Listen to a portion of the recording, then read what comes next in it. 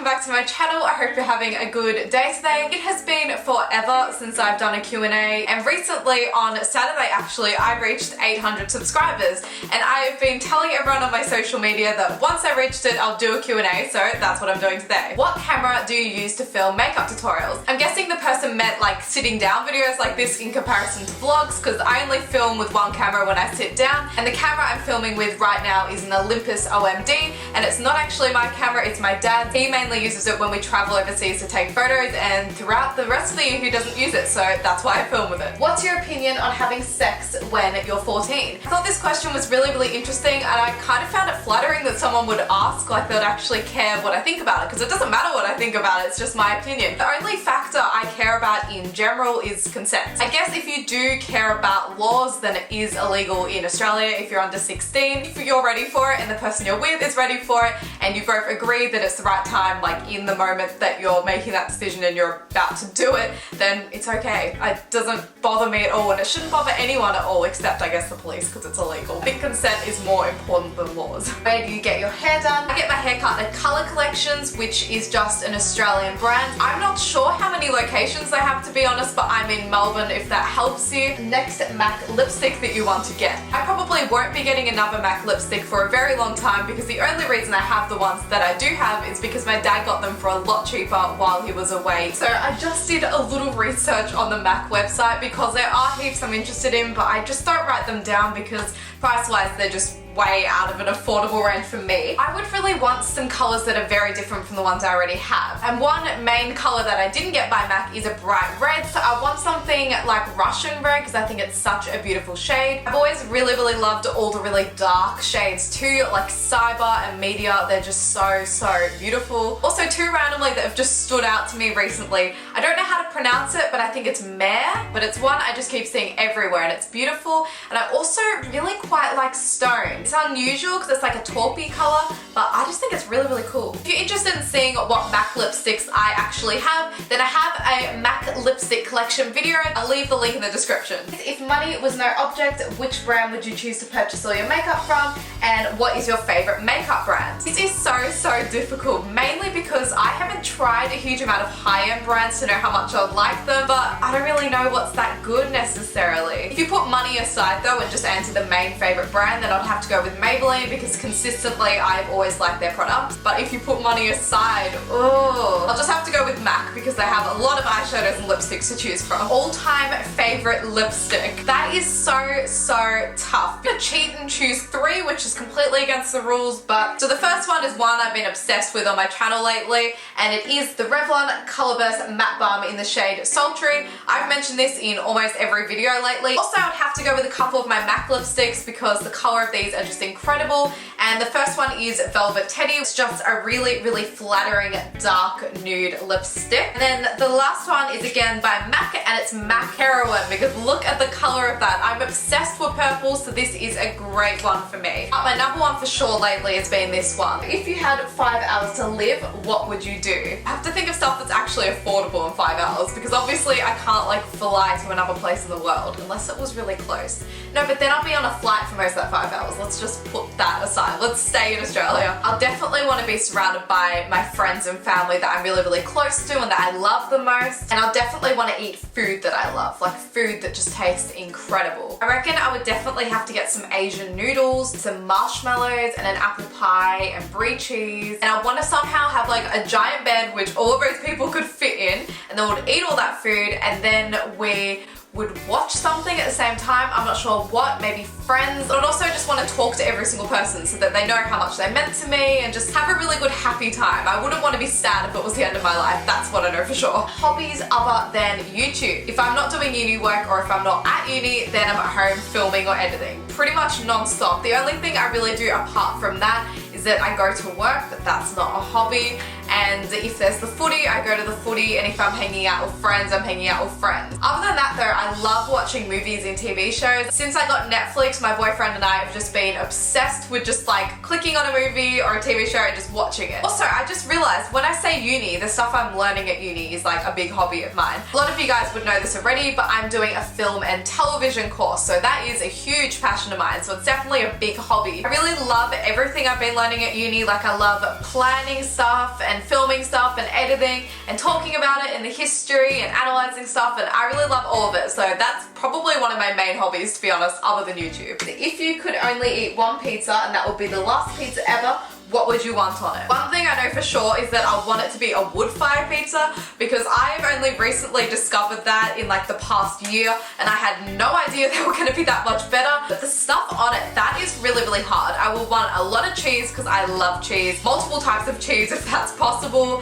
I'll definitely want ham. I want some type of tomato sauce thing on it, but that's like sort of automatically on pizza anyway. I want pineapple on it because I'm one of those people that loves pineapple on pizza. It's so, so good. Kind of recently loved pepperoni too, so let's just chuck that on there too. I love spinach on pizza too. I definitely brie cheese. I don't know if that's ever on pizza, but that's a good idea. I really love the ones with the thin bases too. Oh, so good. I feel like that's an awful lot already, so I'd have to go with that answer. This question is going to sound so creepy to those who don't know who this is, but the question is, why are you so easy to sneak up on? And it's from my friend Sachin. The reason that he asked this is because across the last month, he has managed to sneak up on me about 3 or 4 times while I've been on the train to uni, and he's been standing behind me for 5 to 10 minutes and I haven't noticed, and I've been with my friend Thomas and I just been completely oblivious to it, and I don't know why. But to answer your question, I think the reason I'm so easy to sneak up on is because I'm very oblivious to my surroundings, and a lot of the time if I don't have my glasses on, I can't see that far, so I'm just like focused on who or what is in front of me. Who or what influenced you to start a YouTube channel? I know what inspired me on my first video was that I received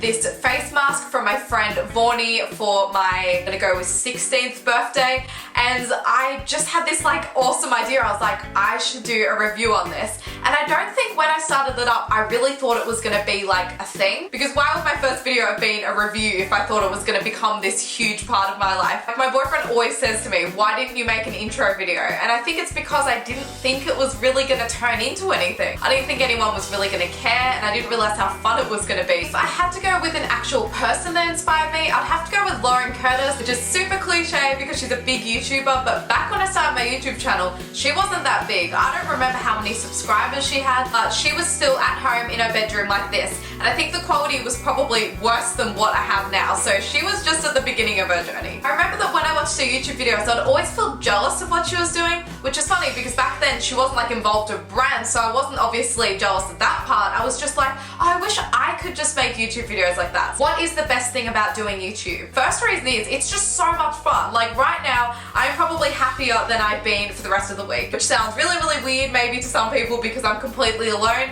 but for me, this is just perfect. This is the clearest my mind is too, because usually my mind is very, very distracted, but when I make YouTube videos, I'm very focused. It's almost like meditating for me. I love it from a creative point of view, whether it's being actually creative with makeup or it's just being creative with coming up with ideas. I really, really love like how much visual stuff is involved with it because I'm a very visual person. I also love it from an advertising perspective. I just love like having all these different social medias and like sharing it and building the audience, and oh, it's just addictive. I just love seeing that like advertising is working. I think because as a child I always wanted to get into marketing, and I still might, to be honest, with the industry I'm going in, so it's really cool being able to do that now. Another really obvious one is I love talking to subscribers that follow me, and I love getting to know them, and I love how much they care about me and my videos. It's just such an incredible feeling. Seriously get excited every single time I hop onto YouTube and I see that there's a comment. I have 1,800 comments, and I've replied to every single one of them because I just love receiving them. And I know quite a lot about you guys because when you comment on any social media, I always stalk you guys a little bit. I love the challenge of YouTube, and I know that sounds really, really weird, but I love the fact that I could just keep improving forever. My fingers just got stuck together. Why did you start vlogging? Did you expect to get this far in this time? So I've sort of touched on this before, I've answered it quite a bit,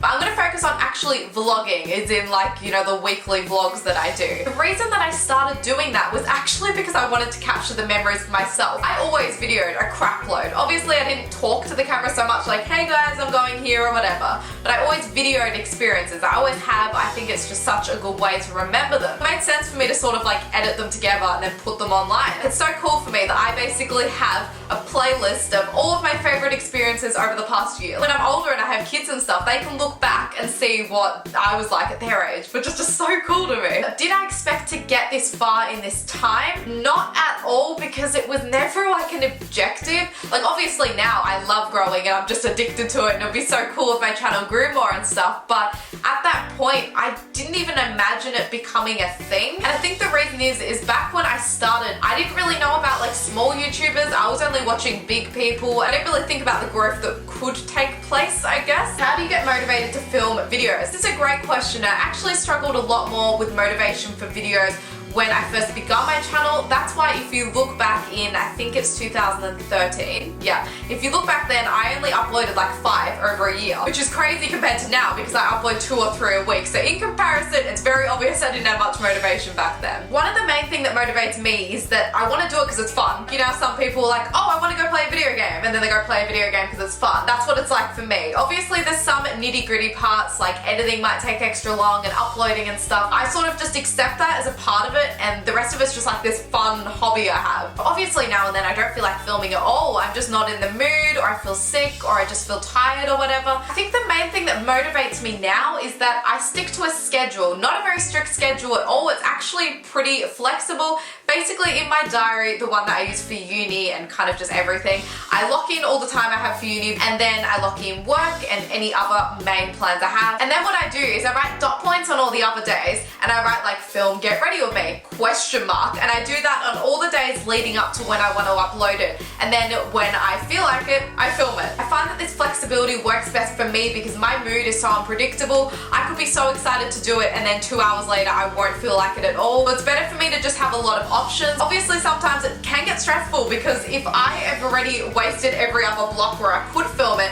and then I'm in the last one and I don't feel like it, I do have to push myself a lot. And I don't know how exactly because I procrastinate the crap out of uni. And it's also because I don't want to disappoint you guys. Not because anyone's ever said, why are you uploading a video? Because I guess I upload that frequently, no one really questions it. But because I know that it might make someone smile and laugh, and I feel like I'm sort of taking that away from them. Also, I'd feel disappointed in myself if I didn't do it. So filming it makes me feel proud of myself. Does that make sense? It sounds very technical, but it's not really. If you had to pick one television show, American or Australian, to work on as a crew member, which show would it be?